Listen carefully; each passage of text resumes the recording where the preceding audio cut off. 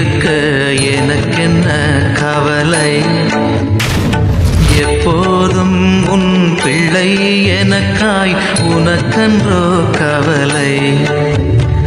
இயேசுவின் அன்பு இறை தோழமையே, இதோ சிறப்பாக இந்த நாளிலே இந்த காணொளி மூலமாக சந்திப்பதிலே மிகுந்த மகிழ்ச்சி.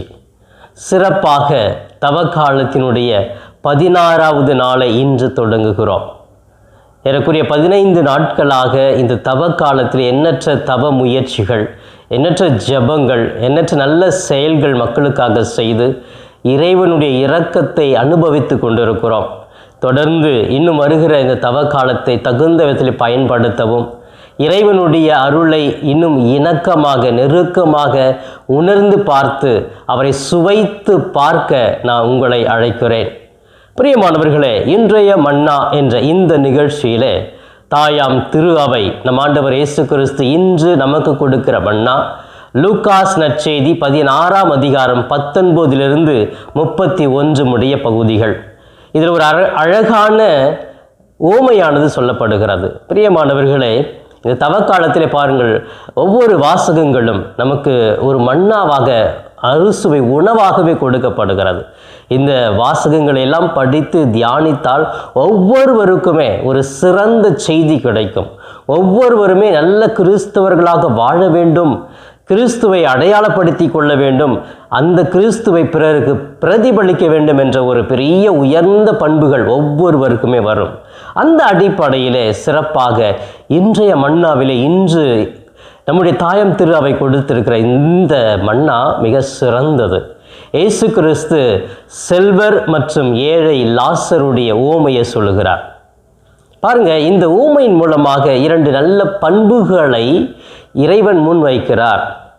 எப்படிப்பட்ட குணத்தோடு நாம் இருந்தால் சிறந்த மனிதர்களாக இருப்போம். வழக்கமாகவே வசதி படைத்தவர்கள், செல்வந்தர்கள், பணக்காரர்கள் என்றால் இயேசுவுக்கு பிடிக்காதா? அப்போ வாழ்க்கையில் நம்ம செல்வம் அதிகமாக வச்சிருக்கக்கூடாதா? பணக்காரராக இருக்கக்கூடாதா? நம்ம சொகுசாக வாழக்கூடாதா அப்படின்னு நிறைய பேர் நினைப்பீங்க.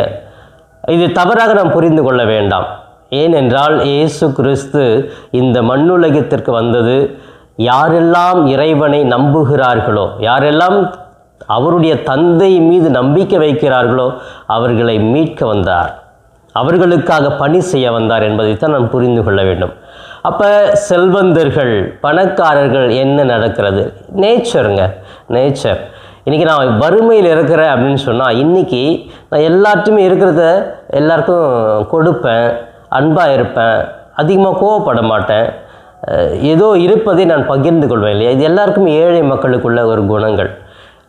நானே ஒரு வேளை பணக்காரன் ஆகிட்டேன், திடீர்னு ஒரு நாள் பணக்காரன் அப்படிங்கிற மாதிரி திடீர்னு எனக்கு பணம் வருது, பணக்காரனாக மாறிடுறேன். அந்த நேரத்தில் என்ன நான் நினைக்கிறேன், செல்வந்து நான் மாறிட்டேன், இனி எனக்கு யாரும் தேவையில்லை, இவ்வளோ பணம் இருக்குது, எல்லாரையும் பணம் கொடுத்தே வாங்கிடுவேன், எல்லாமே நான் பணத்தால் சாதிப்பேன், நான் 10 பேர் அடிமையாக வச்சுருப்பேன், எனக்கு கையால் இருப்பாங்க, எனக்கு காலில் ஷூ போடுறதுக்கு ஒரு ஆள் இருப்பான், ட்ரெஸ்ஸு போடுறதுக்கு ஒரு ஆள் இருப்பான், எனக்கு முடி வெட்ட ஒரு ஆள் இருக்கும். இந்த மாதிரி தனித்தனியாக எல்லாமே வச்சுக்கிட்டு சொகுசாக வாழ்ந்துட்டு இருப்போம். நமக்கு யாருடைய உதவியும் தேவையில்லை, பணத்தை கொடுத்து எல்லாமே வாங்கிடலாம், நான் செல்வந்தன் இல்லையா? இந்த உணர்வு எனக்கு வருது இல்லையா? அப்போ இந்த நேரத்தில் நான் என்ன நினைக்கிறேன், கடவுள் எனக்கு தேவையில்லை, கடவுள் எனக்கு வேண்டாம், மக்கள் எனக்கு வேண்டாம், யார் மேலே இரக்கமும் வேண்டாம், ஏன்னா நான் தான் செல்வந்தன். அந்த ஒரு உணர்வு வருகிறது. இந்த உணர்வை பற்றி தான் இயேசு கிறிஸ்து இங்கே குறிப்பிடுகிறார். பிரியமானவர்களே, இந்த மன்னாவில் இயேசு கிறிஸ்து செல்வந்தன் சொல்லிட்டு செல்வந்தனுடைய பெயரை சொல்லலை, ஆனால் ஏழை அப்படின்னு சொல்லிட்டு ஏழை லாசர் அப்படின்னு சொல்கிறார். அப்போ பேர் சொல்லும் பொழுது அப்போ அந்த ஏழையை எப்படி புரிந்து வைத்திருக்கிறார், அவனுடைய நல்ல பண்புகளை அவர் எவ்வளோ தெரிந்து வைத்திருக்கிறார் என்பது தான் இதன் மூலமாக நமக்கு விளக்கப்படுகிறது. பிரியமானவர்களே, செல்வந்தன் அவன் பேர் என்னன்னே தெரியல, ஏன் அவனுடைய பேரை குறிப்பிடலை அப்படின்னு சொன்னால், அவன் மனிதாபிமானத்தோடு செயல்படலை, எதையுமே மக்களுக்கு கொடுக்கணுங்கிற ஒரு மனப்பான்மை இல்லாதவனாக இருந்தான், நல்ல பண்புகளாக இல்லாமல் இருந்தான், கடவுளை நினைக்காம இருந்தான். அதனால் அவன் பேரை சொல்லக்கூட கடவுள் வெட்கப்படுகிறார். அதனால் செல்வந்தன் அப்படின்னு சொல்லிட்டு போயிடார். ஆனால் ஏழை லாசர் அப்படின்னு சொல்லிட்டு பேரை சொல்கிறார் இல்லையா? நம்ம ஒருத்தவங்களை பேரை சொல்லி கூப்பிடும் பொழுது அவங்களுக்கு பெருமையாக இருக்கும். அப்பா அங்கே வாங்கப்பா, அம்மா அங்கே வாங்கப்பாங்கிறத விட அவர்களுடைய பேரை சொல்லி கூப்பிடும் பொழுது நமக்கு என் பேரை சொல்லி கூப்பிட்டாங்க. உதாரணமாக ஒரு பெரிய கூட்டம் நடக்குது, அந்த கூட்டத்தில் எல்லாமே உட்காந்துட்டு இருக்கிறாங்க. அந்த கூட்டத்தில் ஒரு 2000 பேர் இருக்கிற இடத்துல ஒரு பேச்சாளர் ஒருத்தர் அங்கே உட்காந்துருக்கிற சௌரியம்மா எந்திரிமா அப்படின்னு சொன்ன உடனே, ஐயோ இத்தனை பேர் மத்தியில் என் பேர் சொல்லிட்டாங்களே, என் பேர் சொல்லி கூப்பிட்டாங்களே, அவங்களுக்கு அவ்வளோ மகிழ்ச்சி இல்லையா? அப்போ அந்த மனிதருக்கு அந்த பேரை தெரியுது, அவர்களே பெயரிட்டு அழைக்கிறார். இங்கேயும் இயேசு இவருடைய நல்ல பண்புகளை தெரிந்து லாசர் என்று சொல்லுகிறார்.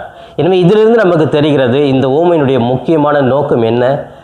யாரெல்லாம் நல்ல பண்புகளோடு கடவுளை நம்பி வாழ்கிறார்களோ அவர்களுடைய பெயரை சொல்லி அழைக்கிறார், அவர்கள் பெயரை சொல்லி விடுதலை கொடுக்கிறார், அவர்கள் பெயரை சொல்லி அவர்கள் அநேக அற்புதங்களை செய்கிறார். அதுதான் கடவுளுடைய நல்ல பண்பு. பிரியமானவர்களே, இந்த ஓமைக்குள்ளே இன்னும் ஆழமாக செல்லலாமே. இந்த ஓமையை படிக்கின்ற பொழுது இங்கே மண்ணுலக வாழ்க்கையில் அந்த செல்வந்தன் ரொம்ப சுகமாக இருக்கிறான், வசதியாக இருக்கிறான். அவனுக்குள்ளே என்னென்னா ஒரு மிருகத்தனமான ஒரு குணமானது உள்ளுக்குள்ளே வருது. என்ன மிருகத்தனம்? அங்கே ஒரு ஏழை லாசர்னு ஒருத்தர் இருக்கிறான். நீ நிறைய உட்காந்து நல்லா சாப்பிட்டு இருக்கிற, வசதியாக இருக்கிற, ஆனால் அவனுக்கு ஒரு சின்ன சாப்பாடோ ஒரு சின்ன ரொட்டி துண்டோ கீழே போடுறதுக்கு கூட உனக்கு மனசு வரல அப்படின்னா அங்கிருந்த மனுஷனை நீ பார்க்குறியா? ஒரு மனிதாபிமானம் இருக்குதா? அவனுக்கு ஏதாவது எவ்வளோ பணம் இருக்குது, அதில் நம்ம சின்ன பீஸை கொடுக்குறதுல என்ன நம்ம இழந்துட்டு போகிறோம்? ஒன்றுமே இல்லை. அந்த கொடுக்குற மனப்பான்மை இல்லை, பார்த்தீங்களா? அப்போ இப்படிப்பட்ட மனதைத்தான் கடவுள் வெறுக்கிறார். அங்கே ஒருவேளை அந்த செல்வந்தன் கொஞ்சம் கொடுத்துருந்தார்னா அந்த செல்வந்தனுடைய பெயரை கூட இயேசு சொல்லியிருப்பார். அங்கே கொடுக்கல. ஆனால் இங்கே அந்த ஏழை லாசர் அங்கே உட்காந்துட்டு இருக்கிறாரு, அப்படியே கேட்டிருக்கிறார். இப்படி ஒரு மனிதாபிமானம் இல்லாமல் அவனை ஒரு மாதிரி கண்டுக்காமல் இருந்தால் கூட அப்படியே ஐயா எனக்கு ஏதாவது ஹெல்ப் பண்ணுங்க அப்படின்னு சொல்லிட்டு அப்படியே இருக்கிறார் இல்லையா? அப்போ அந்த மாதிரி இருக்கிற ஒரு குணம் என்ன குணம் அப்படின்னு சொல்கிறப்போ, அப்போ நீ என்னை வெறுத்தாலும் என்னை அசிங்கமாக பேசினாலும் நான் உங்கள் கூட தான் இருப்பேன். எனக்கு பசிக்குது, எனக்கு இப்போ உணவு தேவை, நீங்கள் இப்போ உயர்ந்தவங்க, நான் மதிப்பு கொடுக்குறேன். அவர் எதிர்த்து பேசலை. என்னடா உனக்கு சாப்பாடே வேணாம், ஒன்று வேணாம், வேலைப்பாடுறா, இவனுக்கு நான் அவ்வளோ பெரிய திமிரா அப்படின்னு சொல்லலையே. அவர் அப்படியே இருந்தார், காத்துட்டு இருக்கிறார் இல்லையா? இது ஒரு நல்ல பண்பு. அவர் ஏழையாக இருந்தாலும் செல்வந்தரை மதிக்கிறார், அவருடைய பொசிஷனுக்கு மதிக்கிறார். அந்த ஒரு மதிக்கிற ஒரு குணம், அவங்களுக்கு கொடுக்குற அந்த ரெஸ்பெக்ட் இருக்கு இல்லையா, அது மிக சிறந்தது. அவர் ஒரு மனிதன் என்ற ஒரு உணர்வோடு இந்த ஏழை லாசர் அங்கே இருக்கிறார். பிரியமானவர்களே, இதுதான் ஏழைகளுக்கு இருக்கக்கூடிய நல்ல பண்பு. இந்த பண்பை இறைவன் விரும்புகிறார். இந்த பண்பு எல்லார்கிட்டையுமே இருந்துச்சுன்னா செல்வந்தர் ஏழைன்னு எந்த வித்தியாசமும் இருக்காது. இந்த நல்ல பண்புகள் மனிதாபிமானத்தோடு மற்றவர்களை உதவாமல் இருக்கிற பொழுது தான் கடவுள் அவர்களை வெறுக்கிறார், அவர்களை பிரித்து பேசுகிறார். அப்போ நீ இந்த செல்வந்தன் மண்ணுலகத்தில் வசதியாக இருந்தான். பிரியமானவர்களை, இந்த ஓமையில் இருவருமே மரிக்கிறார்கள். அப்போ மரிக்கிற பொழுது அந்த செல்வந்தன் நரகத்தில் செல்லுகிறான், ஏழை லாசர் விண்ணுலகத்தில் இருக்கிறார். அப்படியே பல்ட்டி மாறுது இல்லை, பார்த்தீங்களா? கடவுள் எப்படி உயர்த்துகிறார் பாருங்களா? அப்போ இங்கே நரகத்தில் அந்த செல்வந்தன் அப்படியே வெந்துக்கிட்டு இருக்கிறாரு. அங்கே மேலே இருக்கிற அந்த லாசர் அவருடைய கையால் ஒரு சொட்டு தண்ணியாவது என்னுடைய தொண்டைக்குள்ளே போட சொல்லுங்கள், அவ்வளோ வேதனையாக இருக்குது அப்படின்னு கேட்பார். ஸோ இந்த நல்ல ஒரு ஊமையை பார்க்கிற பொழுது கடவுள் இந்த மண்ணுலகில் ஒரு சில செல்வந்தர்களை வசதியாக இருந்தாலும் விண்ணுலக வாழ்வு என்று வருகிற பொழுது அவர்களுக்கு சரியான தீர்ப்பை சொல்லுகிறார் என்பது புரிய வருகிறது. பிரியமானவர்களே, இந்த தவ காலத்திலே கடவுள் இன்றைய மன்னாவின் மூலமாக நமக்கு என்ன செய்தியை சொல்ல விரும்புகிறார் அப்படின்னு பார்த்தீங்கன்னா, கொடுக்க வேண்டும். கொடுக்கிற நல்ல மனப்பான்மை நம் ஒவ்வொருவருக்குமே இருக்கணும் அப்படின்னு சொல்லுகிறார்கள். பிரியமானவர்களே, இதைத்தான் கவிக்கோ அப்துல் ரகுமான் சொல்லுவார், நாம் அனைவருமே பிச்சைக்காரர்கள் அப்படின்னு சொல்லுவார். ஏன் அப்படின்னு சொன்னால், நம்மள நிறைய பேருக்கு கொடுக்கிற மனம் இல்லை, பெருகிற மனம் தான் இருக்குது. யார் கொடுப்பாங்க? இன்னும் நிறைய கொடுக்க மாட்டாங்களா? நான் யாருக்குமே என் கையை நீட்டி கொடுத்துடக்கூடாது, மற்றவங்க கொடுப்பாங்களான்னு எதிர்பார்த்து கொண்டு இருக்கிறோம். அப்படின்னா என்னது? நான் பிச்சைக்காரன். நம்ம பிறக்கும் பொழுது எதுவுமே கொண்டு வரலை, எல்லாமே நமக்கு கிடைக்குது, கிடைக்க வாங்கிட்டே இருக்கிறோம். கடைசியில் மறிக்கும் பொழுது நம்ம ஏதாவது கொடுத்துட்டு போகிறோமா உலகத்துலனா? இல்லை, எல்லாத்தையுமே விட்டுட்டு போயிடுறோம். யாருக்கும் கொடுத்தது கிடையாது. எந்த பண்பாவது நம்ம எடுத்துகிட்டு போகிறோமா, நல்ல பேரை எடுத்துகிட்டு போகிறோமா? இல்லை. அப்போ நம்முடைய மனநிலை எப்படிப்பட்டதாக இருக்கிறதுனா, இந்த கவிஞர் சொல்லுவதை போன்று எல்லாம் பெறுவதாகத்தான் இருக்கிறோமே ஒழிய கொடுக்கிற மனது இல்லை. இந்த செல்வந்தனுக்கு கொடுக்கிற மனது இல்லாததினால் அவனுடைய வாழ்க்கையில் விண்ணுலகத்தில் இடம் இல்லாமல் நரகத்தில் வெந்து கொண்டிருந்தான். ஆனால் அங்கே நல்ல பண்புகளோடு இருந்த ஏழை லாசர் விண்ணக வாழ்வை அடைந்த மகிழ்ச்சியோடு இருக்கிறார். ஆம் பிரியமானவர்களே, இந்த தவக்காலத்தினுடைய 16வது நாளிலே நாம் இருக்கிறோம். இந்த நாளிலே சிறப்பாக நம்ம யோசித்து பார்ப்போமே, இந்த நாளில் சிறப்பாக என்னுடைய குணம் பெறுவதாக இருக்கிறதா அல்லது கொடுப்பதாக இருக்கிறதா? கொடுக்கிற பொழுது கடவுள் என்னை உயர்த்துவார். கடவுள் இன்னும் எனக்கு அமுக்கி குலுக்கி சரிந்து விடும்படி கொடுப்பார்.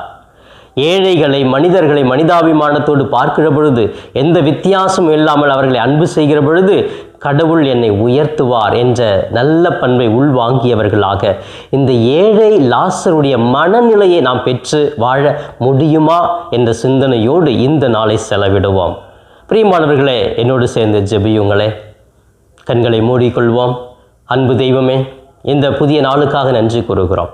ஏதோ சிறப்பாக தவக்காலத்தின் 16வது நாள், இந்த நாளிலே இன்றைய மன்னா என்ற இந்த நிகழ்ச்சியில் எங்களுக்கு அழகான தெளிவான ஒரு செய்தியை, அழகான ஓமையை சொல்லியிருக்கிறேன். அந்த ஓமையிலே செல்வந்தனும் ஏழை லாசரும் எப்படிப்பட்டவர்களாக இருந்தார்கள், அந்த குணங்களிலே ஏழை லாசரை போன்று இருக்க வேண்டும் என்று நீ விரும்புகிறீரே, அப்படிப்பட்ட நல்ல மனப்பான்மையை நாங்கள் வளர்த்து கொள்ள இந்த தவக்காலத்தில் எங்களால் முடிந்ததை பிறருக்கு கொடுக்க, பிறர் கை நீட்டி வாங்குவதை விட எங்களிடத்தில் இருப்பதை நான் கை நீட்டி கொடுப்பதற்கு ஒரு நல்ல ஒரு மனநிலையை கொடுத்தருள்வீராக. தெய்வமே, இந்த நாளிலே உம்மை நோக்கி சிறப்பாக இந்த காணொலியை பார்த்து ஜெபித்து கொண்டிருக்கிற ஒவ்வொரு பிள்ளைகளுக்காக ஜெபிக்கிறேன். ஒவ்வொருவரையும் ஆசீர்வதியும், அவர்கள் வாழ்வை தூய்மையாக்கும், அவர்கள் எங்கு சென்றாலும் பரிசுத்த ஆவியானவர் அவர்களோடு இருந்து வழி நடத்தட்டும். இவர்கள் நினைக்கிற, எதிர்பார்க்கிற ஒவ்வொரு காரியங்களும் தடைப்படாமல் நடக்க கிருபை செய்வீராக. தெய்வமே, சிறப்பாக இந்த நாளிலே, இந்த நாளை தொடங்குகிற ஒவ்வொருவருக்கும் பெரிய ஆசீர்வாதங்கள் கிடைக்க வேண்டும் என்று ஜெபிக்கிறேன். ஆண்டவரே, உமது இரக்கத்தையும் அன்பையும் உம்முடைய பிள்ளைகளுக்கு ஒவ்வொரு நிமிடமும் கொடுத்து நீர் அவர்களோடு தங்கி தூய ஆவியால் நிரப்பி அவர்களை வழி நடத்துவீராக. இவையெல்லாம் எங்கள் ஆண்டவரும் மீட்பெருமான இயேசுவின் மூலம் ஜெபிக்கிறேன் என் ஜீவனுள்ள நல்ல பிதாவே. ஆமேன், ஆமேன். பிரியமானவர்களே, இந்த நாள் இனிய நாளாக, இறை அருளை நிறைவாக பெற்று மகிழும் நாளாக வாழ வாழ்த்துக்களும் ஜெபங்களும். May God bless us all.